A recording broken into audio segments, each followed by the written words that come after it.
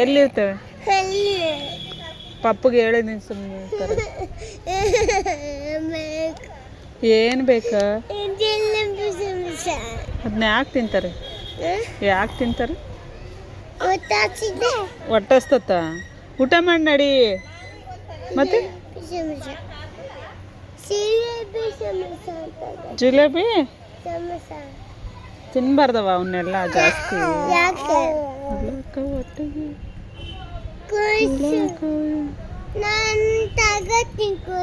ಏನು ಕೊಡಕ್ಕ? ಎಷ್ಟು ಕೊಡಕ್ಕ? 1 ರೂಪಾಯಿಗೆ ಬರಲ್ಲಲ್ಲ.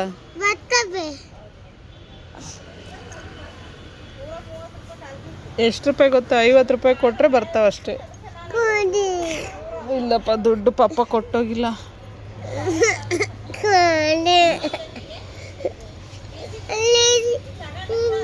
ಸುಂಬ